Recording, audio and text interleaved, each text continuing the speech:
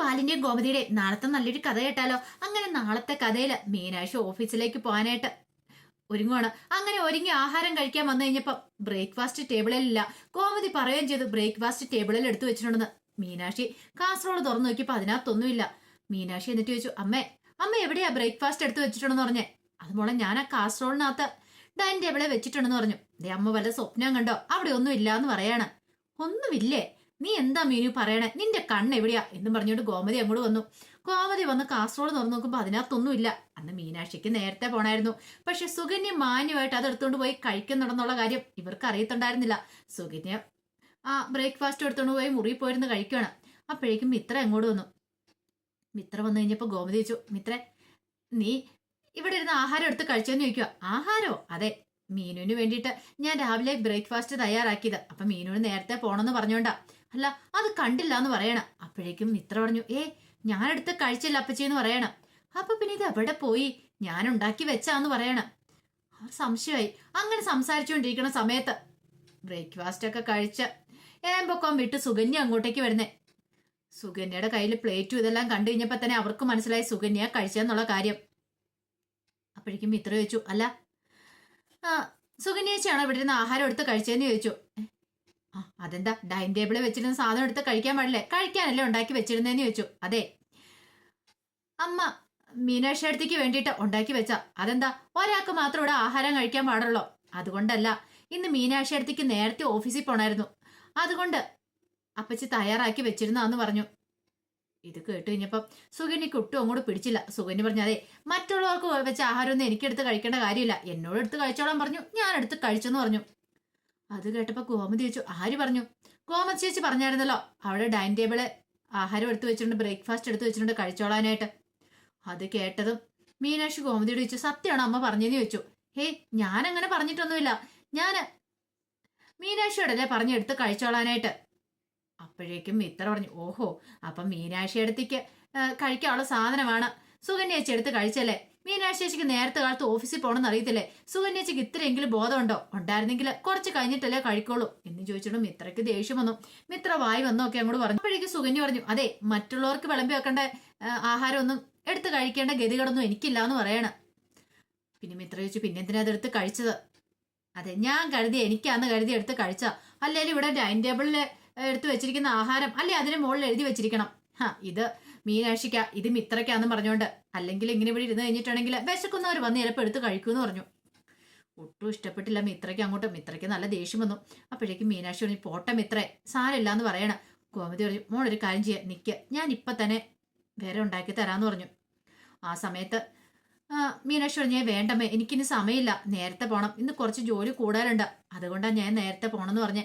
അതും പറഞ്ഞിട്ട് മീനാക്ഷി അങ്ങോട്ട് പോവാണ്.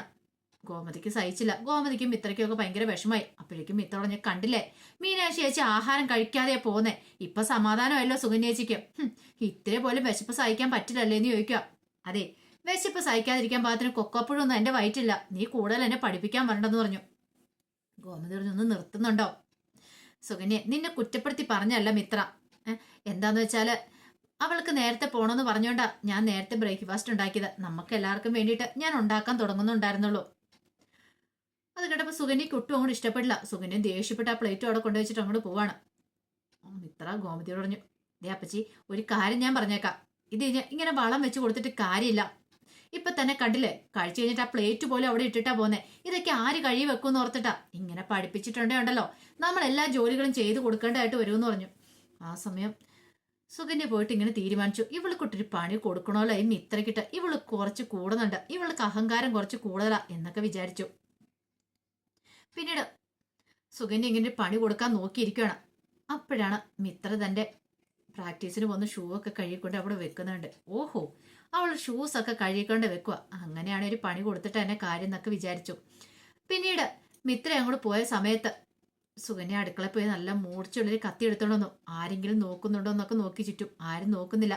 പിന്നീട് പോയിട്ട് ആ ഷൂസ് അങ്ങോട്ട് കണ്ടിക്കുകയാണ്. ഇവൾ ഇനി ഇതിട്ടോണ്ട് എങ്ങനെ പ്രാക്ടീസിന് പോകുന്നൊന്ന് കാണണമല്ലോ എന്നൊക്കെ ഇങ്ങനെ മനസ്സിൽ വിചാരിച്ചു. ഇവൾക്കൊട്ടൊരു പണി കൊടുക്കാലോ എന്ന്. പക്ഷെങ്കിൽ പാവം മിത്ര ഈ കാര്യങ്ങളൊന്നും അറിയുന്നുണ്ടായിരുന്നില്ല.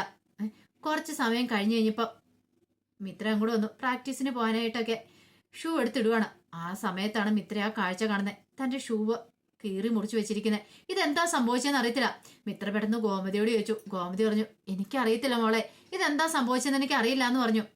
അപ്പോഴേക്ക് സുകന്യ വന്നിട്ട് പറഞ്ഞു, വല്ല പട്ടിയും കടിച്ചു പറിച്ചതായിരിക്കും എന്നൊക്കെ പറഞ്ഞുകൊണ്ട് സുകന്യ ഒരുമാതിരി കളിയാക്കുന്ന പോലെ സംസാരിക്കുകയാണ്. മിത്രയ്ക്ക് ഭയങ്കര സങ്കടം വന്നു. എന്ത് ചെയ്യണമെന്ന് അറിയത്തില്ലായിരുന്നു. കാരണം ഇനിയിപ്പോൾ ആരിനോട് ഇതിനെക്കുറിച്ച് പറയാൻ പറ്റില്ല. ഇങ്ങനത്തെ ഒരു ഷൂ മേടിക്കണം നല്ല പൈസയാവും. പാവ ആരിന് ഒരു ദിവസം എങ്ങനെ പൈസ ഉണ്ടാക്കുന്ന ആരിനും അറിയത്തുള്ളൂ. ഇല്ലാത്ത സമയത്ത് താൻ ഇനി ആരിനെ ബുദ്ധിമുട്ടിപ്പിക്കണ്ടല്ലോ എന്ന് കരുതിയിട്ട് മിത്ര അതിനെക്കുറിച്ച് പറയാൻ പോയില്ല. അങ്ങനെ അന്ന് പ്രാക്ടീസിന് പോകുന്ന സമയത്ത് മിത്രയ്ക്ക് നന്നായിട്ട് കാല് വേദന എടുക്കുന്നുണ്ടായിരുന്നു. പക്ഷെ പറഞ്ഞിട്ട് കാര്യമില്ലല്ലോ, പൈസ ഇല്ലാത്തതുകൊണ്ട് മിത്ര അത് കാര്യമാക്കില്ല. പക്ഷെ പ്രാക്ടീസ് എല്ലാം കഴിഞ്ഞ് വീട്ടിലേക്ക് വന്നു കഴിഞ്ഞപ്പോൾ മിത്രയ്ക്ക് കാല് നിലത്ത് കുത്താൻ പറ്റില്ല. നല്ല വേദന ഉണ്ടായിരുന്നു. പക്ഷെ മിത്ര അതൊക്കെ അഡ്ജസ്റ്റ് ചെയ്ത് നടക്കുവാണ്. അത് കണ്ടു സുകന്യക്ക് ഭയങ്കര സന്തോഷമായി. ഇവൾ ഇങ്ങനെ തന്നെ നടക്കണം, ഇവൾക്ക് നല്ല പണി തന്നെയാ കിട്ടിയിരിക്കുന്നത്, ഇങ്ങനെ തന്നെ നടക്കണം. സുകന്യ വലിയ ആളും കളിച്ച് അങ്ങനെ അവിടെ കയറി ഇരുന്നൊരു മാഗസിനൊക്കെ വായിച്ചുകൊണ്ട് ഫ്രൂട്ട്സ് കഴിച്ചുകൊണ്ടിരിക്കുകയാണ്. ദേവിക്ക് കൊണ്ടിരുന്ന ഫ്രൂട്ട്സ് ഒട്ടുമിക്കാലും കഴിക്കുന്ന സുകന്യാണ്. ദേവിയെ പ്രഗ്നന്റെങ്കിലും ശരീരം ആരോഗ്യം സംരക്ഷിക്കുന്ന സുകന്യാണ്. കാലുമേ കാലൊക്കെ കയറ്റി വെച്ച് അവൾ രാജകീയമായിട്ടിരുന്ന് ഫ്രൂട്ട്സ് കഴിച്ചുകൊണ്ടിരിക്കുക. പക്ഷെ ഇതൊന്നും മിത്ര മൈൻഡ് ചെയ്തത് പോലുമില്ല. മിത്രയ്ക്ക് അറിയായിരുന്നു പട്ടി കടിച്ചു പറിച്ചല്ല മിക്കവാറും തനിക്കിട്ട് പണി തന്നാന്നുള്ള കാര്യം. അങ്ങനെ പണി തരണമെങ്കിൽ ഇവിടെ ഒരേ ഒരാൾ മാത്രമേ ഉള്ളൂ, അത് സുകന്യായിരിക്കും എന്ന് അറിയായിരുന്നു. അങ്ങനെ വൈകുന്നേരം മീനാക്ഷി വന്നു കഴിഞ്ഞപ്പോഴാണ് മീനാക്ഷി ഈ കാഴ്ച കാണുന്നത്. മിത്രയുടെ കാലുമേലെന്നുള്ള അത് കണ്ടപ്പം മീനാക്ഷിക്ക് സഹിക്കുമോ? കാരണം തൻ്റെ കുഞ്ഞനുജത്തിയല്ലേ, അവൾക്കൊരാപത്ത് വന്നിട്ടുണ്ടെങ്കിൽ സഹിക്കാൻ പറ്റുന്ന കാര്യമല്ല. പിന്നീട് കാര്യം എന്താന്ന് ചോദിച്ചു കഴിഞ്ഞപ്പോഴാണ് കാര്യങ്ങളൊക്കെ ഇങ്ങനെ പറയണേ. അത് കേട്ടപ്പോൾ മീനാക്ഷി പറഞ്ഞു, ഇതാണ് കാര്യം, നീ വിഷമിക്കൊന്നും വേണ്ട മിത്രയെന്ന് പറഞ്ഞു. അതെ, ആൻറ്റി പൈസ ഇല്ലാത്തതുകൊണ്ടാ ഞാൻ പിന്നെ സാരമില്ല എന്നൊക്കെ പറഞ്ഞു. പക്ഷെ മീനാക്ഷിക്ക് സഹിച്ചില്ല. മീനാക്ഷി അത് കേട്ട ഉടനെ തന്നെ എന്ത് ചെയ്തു, നേരെ കടയിലേക്ക് പോയി ഒരു പുതിയ ഷൂവും മേടിച്ചുകൊണ്ട് വരുവാണ്. അങ്ങനെ പുതിയ ഷൂവും മേടിച്ചുകൊണ്ട് മിത്രനെ വിളിക്കുവാണ്. ആ സമയത്ത് ശ്രീദേവിയും കൂടെ ഇറങ്ങി വന്നു. ശ്രീദേവിക്കും മീനാക്ഷിക്കും ഒക്കെ സംശയം ഉണ്ടായിരുന്നു സുകന്യയുടെ കാര്യത്തിൽ. സുകന്യ തന്നെ ഇങ്ങനെ ചെയ്യത്തുള്ളെന്ന് അവർ ഉറപ്പിച്ച് പറയുകയും ചെയ്തു. അങ്ങനെ മിത്രയെ വിളിച്ചു കഴിഞ്ഞപ്പോഴത്തേനും സുകന്യയും കൂടെ ഇറങ്ങി വന്നു. ഈ സമയത്ത് മീനാക്ഷി മിത്രയ്ക്ക് ആ ഗിഫ്റ്റ് സമ്മാനിക്കുകയാണ്. ഗിഫ്റ്റ് എന്ന് പറഞ്ഞിട്ടുണ്ടെങ്കിൽ ആ ഷൂ സമ്മാനിക്കുകയാണ്. അത് തുറന്നു നോക്കി കഴിഞ്ഞപ്പോൾ മിത്രയുടെ കണ്ണൊക്കെ നിറഞ്ഞു വന്നു. മിത്ര മീനാക്ഷിയെ കെട്ടിപ്പിടിക്കുന്നുണ്ട്. സുകന്യയ്ക്ക് അത് കണ്ടപ്പോൾ സഹിച്ചില്ല. ഒരു പണി കൊടുത്താണ് അവൾക്കിട്ട്, പക്ഷേങ്കിൽ ആ പണി തനിക്കിട്ട് തിരിച്ചു കിട്ടിയിരിക്കുന്നു. അപ്പോഴേക്കും ശ്രീദേവി പറഞ്ഞു, ഇതേ മിത്ര, ഇനി പട്ടി കടിക്കാൻ നോക്കണം കേട്ടോ. ആ സമയത്ത് മീനാക്ഷി പറഞ്ഞു, ഇനിയിപ്പോൾ ആ പട്ടി കടിച്ചു പറിക്കാൻ വന്നിട്ടുണ്ടെങ്കിൽ ആ പട്ടിനെ അങ്ങ് തല്ലി ഓടിച്ചേരക്കാൻ പറഞ്ഞേക്കുവാണ്. മിത്ര പറഞ്ഞു, അത് ശരിയാ, ഇനി വന്നിട്ടുണ്ട് ഉറപ്പായിട്ട് ഞാൻ ആ പട്ടീനെ തല്ലി ഓടിക്കും, അതിന്റെ തലമണ്ട അടിച്ചു പൊട്ടിക്കുമെന്ന് പറഞ്ഞു. സുകന്യയ്ക്ക് മനസ്സിലായി തനിക്കിട്ട് വെച്ചതാന്നുള്ള കാര്യം. കാരണം താനാണ് അങ്ങനെ ചെയ്യത്തുള്ളത് ഇവളുമാർക്ക് മനസ്സിലായി കാണുമായിരിക്കും. അങ്ങനെ ചക്കിന് വെച്ചത് ഒടുവിൽ സുകന്യക്കയുടെ തന്നെ കൊള്ളുവാണ്. അതേ സമയത്ത് ഉദയഭാനു നല്ല ടെൻഷനിലാണ്. എങ്ങനെയെങ്കിലും ആരെങ്കിലും കറക്കി കുറച്ച് പൈസ ഉണ്ടാക്കണം. ഒരാഴ്ചത്തെ സമയമാണ് ബാലൻ കൊടുത്തിരിക്കുന്നത്. ആ ഒരാഴ്ചത്തേക്കുള്ളിൽ പൈസ ഉണ്ടാക്കണം. അതെങ്ങനെ ഉണ്ടാക്കും? അതൊക്കെ ഓർത്തിട്ട് നല്ല ടെൻഷൻ ഉണ്ടായിരുന്നു ഉദയഭാനുവിന്. അങ്ങനെ ഉദയഭാനു ഒടുവിൽ ആരെയും കറക്കാൻ തീരുമാനിച്ചു. എവിടുന്നേലും കുറച്ച് പൈസ പലിശയ്ക്ക് മേടിക്കുകയാണെങ്കിൽ നല്ല കാര്യമാണ്. പക്ഷെ പലിശയ്ക്ക് മേടിച്ചിട്ടുണ്ടെങ്കിൽ കൊടുക്കാൻ നിവർത്തിയില്ല. പക്ഷെ എങ്കിൽ ഇപ്പം പിടിച്ചു നിൽക്കണം ബാലിന്റെ മുന്നിൽ. എങ്ങനെയെങ്കിലും കുറച്ച് പൈസയെങ്കിലും ഉണ്ടാക്കി കൊടുക്കുവാണെങ്കിൽ തനിക്ക് അത്യാവശ്യം ഒരു നിലനിൽപ്പുണ്ടാവും. അല്ലെങ്കിൽ അത് പ്രശ്നമാകും എന്നൊക്കെ ഉദയഭാനു നന്നായിട്ടറിയാം. തൻ്റെ മോളുടെ ജീവിതമാണ് അവിടെ. ഒരു പക്ഷേ സത്യങ്ങളൊക്കെ ബാലൻ തിരിച്ചറിഞ്ഞിട്ടുണ്ടെങ്കിൽ ഗർഭിണിയാന്ന് നോക്കത്തില്ല, മോളെ എങ്ങ് തിരികെ കൊണ്ടേ വിടുത്തുള്ളൂ. അവളുടെ ജീവിതം നശിക്കും. എന്തിനു വേണ്ടിയിട്ടാണോ താൻ ഈ ത്യാഗമൊക്കെ സഹിച്ചേ, അതൊക്കെ ഒരു നിമിഷം കൊണ്ട് ഇല്ലാതാവും. അതുകൊണ്ട് ബാലനെ എങ്ങനെയെങ്കിലും ഒന്ന് തന്ത്രത്തിൽ പറഞ്ഞു നിർത്തിയാൽ മതിയാവുള്ളൂ. കുറച്ച് പൈസ കൊടുക്കുകയാണെങ്കിൽ പിന്നെ കാര്യങ്ങളൊക്കെ കുറച്ച് എളുപ്പമാണ് എന്നൊക്കെ ഉദയഭാനു തീരുമാനിച്ചു. അങ്ങനെ ഉദയഭാനു ഒടുവിൽ ഒരു ഊരാക്കുടുക്കിലേക്ക് ചെന്ന് തല വെക്കുവാണ്. പൈസ മേടിക്കുവാണ്. കാരണം വേറെ നിവൃത്തിയില്ലായിരുന്നു. അത് പക്ഷേ ഉദയഭാനുവിന് തന്നെ പണിയായിട്ട് വരുന്നുണ്ട്. അപ്പോൾ അതിൻ്റെ വിശേഷങ്ങളൊക്കെയാണ് നമ്മൾ കാണാൻ പോകുന്നത്. ആ വിശേഷങ്ങൾക്കായി നമുക്ക് എല്ലാവർക്കും കാത്തിരിക്കാം കേട്ടോ. അതിനു മുമ്പായിട്ട് ആദ്യമായി കാണുന്നവരുണ്ടെങ്കിൽ ചാനൽ ഇഷ്ടപ്പെട്ട ഒന്ന് സബ്സ്ക്രൈബ് ചെയ്യാൻ മറക്കരുത്. വീഡിയോ ഇഷ്ടപ്പെടുവാണെങ്കിൽ ലൈക്ക് ചെയ്യാനും നിങ്ങളുടെ വിലയേറിയ അഭിപ്രായങ്ങളൊക്കെ രേഖപ്പെടുത്താനും മറക്കരുത് കേട്ടോ. ഒരിക്കൽ കൂടി എല്ലാവർക്കും ശുഭരാത്രി നേർന്നുകൊണ്ട് നിർത്തുന്നു.